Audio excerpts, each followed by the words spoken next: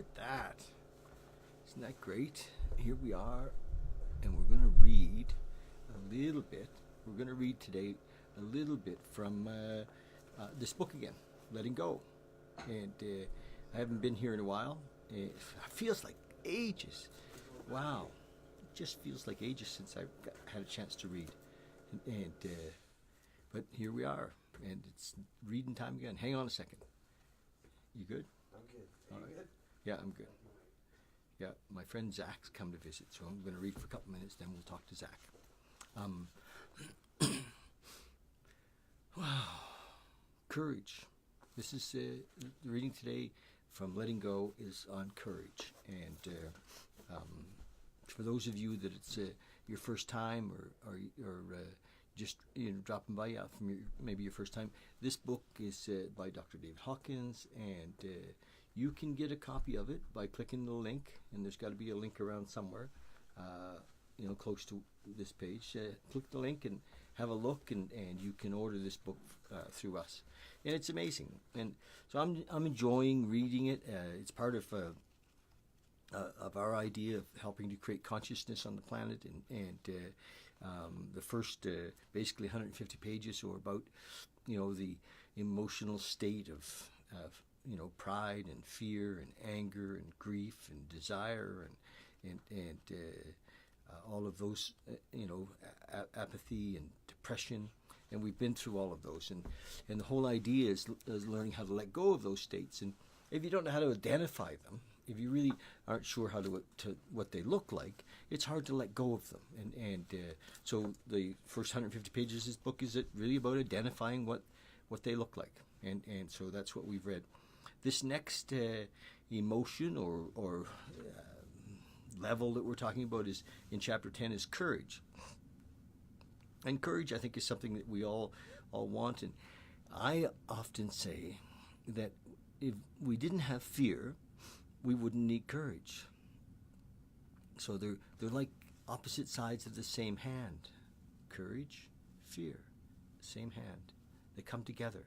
So he who has great fear needs great courage, and it'll come. And this is going to talk to you a bit about how that comes. So that's for sure. So courage, chapter 10. The hallmark of courage is the knowledge and feeling, I can. It is a positive state in which we feel assured, skillful, adequate, capable, alive, loving, and giving, with an overall zest for life. We are capable of humor, activity, confidence, and clarity. In this state, we feel centered, balanced, flexible, happy, independent, and self-sufficient. We can be inventive, creative, and open. In courage, there's a lot of energy, action, letting go, capacity to be there, to be spontaneous, resilient, resourceful, and cheerful. In this state, we can be very effective in the world. So courage is really important for effectiveness. The courage to let go. The level of courage is very helpful in the mechanism of surrender. In courage, we know I can look at my feelings. It says we know I can look at my feelings. I don't have to be afraid of my feelings anymore. I can handle them. I can take responsibility for them. I can learn how to accept them and be free from them. I'm willing to take risks, to let go of old points of view and to explore new ones. I'm willing to be joyous and share my experience with others. I experience myself as willing and able. It is often easy to jump from any of the lower feelings up to courage merely by affirming our courage to look at and handle our feelings. The mere willingness to look at and begin to handle them increases our self-esteem. If, for instance, we have a fear and I'm willing to look at it, then we feel diminished and our self-esteem is lowered. If we are willing to look willing to look at that fear, examine it, acknowledge its presence, see how it has inhibited our life, and begin to surrender it, then our self-esteem increases. Further, the fear disappears or not. Whether the fear disappears or not. We all know that it takes courage to face fear. We champion the people who face their fear and attempt to do something about it. Such courage is one of the characteristics of nobility and makes a person truly great. Despite all of their negative programming and despite all of their fear, courageous people go forward in life, and with no guarantee and not even the knowledge that their things are going to get better. So courage increases our self-respect and brings to us the respect of others. We no longer need to feel ashamed. Let's look at the example of a man who suffered from lifelong terror of heights. Lifelong terror of heights. He had worked on being free of the fear for several years, and it had gotten much better. But there was still plenty of it left. And this was evidenced when he went to the Grand Canyon with a friend. At first, he stood back about 6 feet from the ledge. In previous years, he wouldn't have even gone within a block of it. Now he stood there hesitant. The friend took his hand, saying, "Come on over the edge with me." So he did. He kept surrendering on the fear. He walked forward and found that he could actually stand right next to the edge, although admittedly not without some feeling of considerable discomfort. When they left the edge of the canyon, the friend looked at him approvingly and said, "Well, at least you did it. And I know, at least you did it, and I know how much courage that took." Even though he had not totally overcome the fear, by transcending an inner barrier, he had earned his own self-respect and the respect of others. Thanks, Marlon. Okay, buddy. See you tomorrow.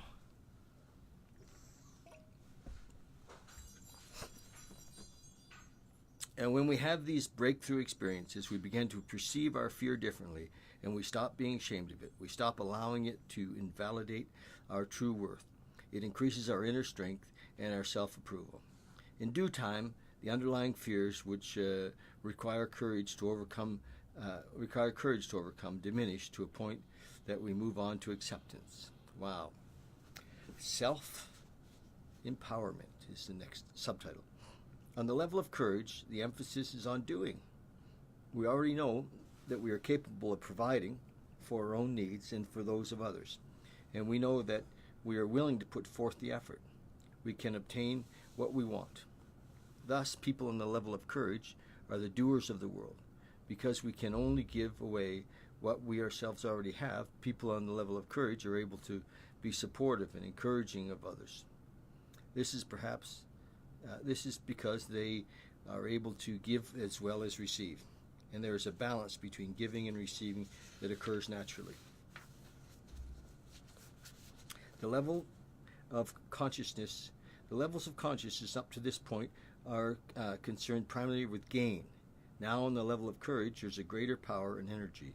We have the ability to give to others because other people are no longer being looked at primarily as a means of help or survival or support. When we are in the state of courage, we sense our own inner power and strength and self-worth.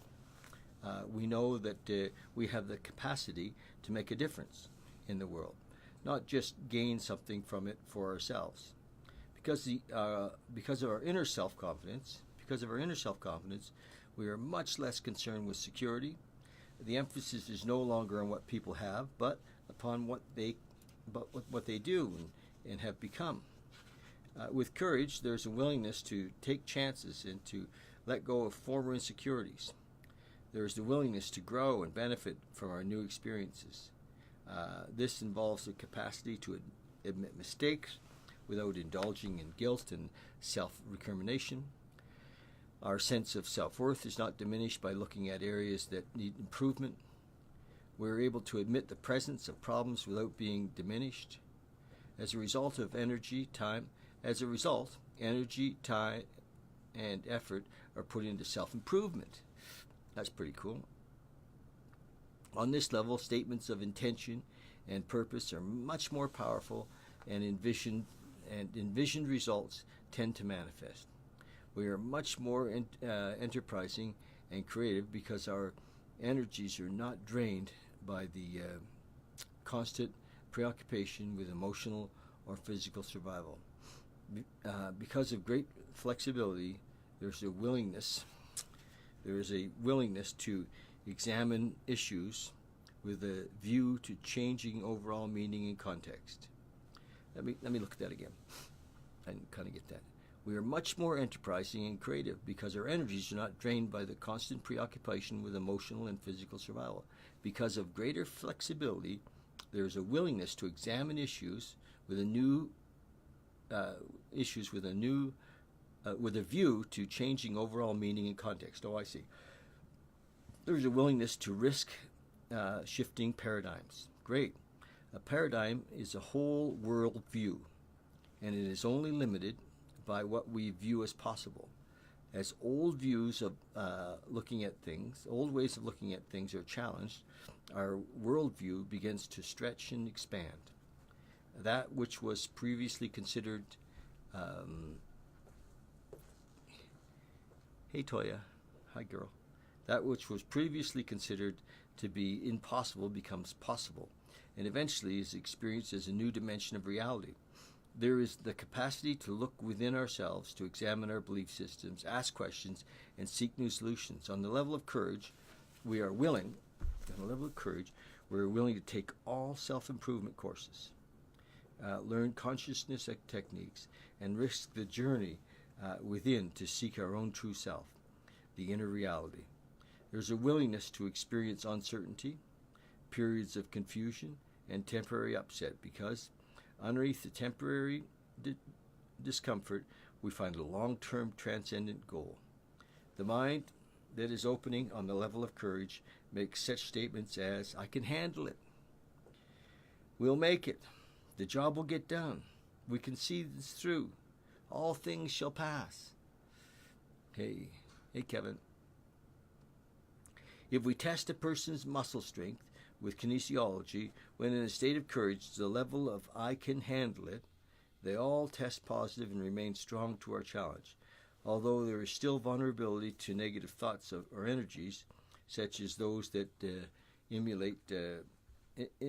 emanate from fluorescent lights or artificial sweeteners. We got to get rid of these damn fluorescent lights, don't we?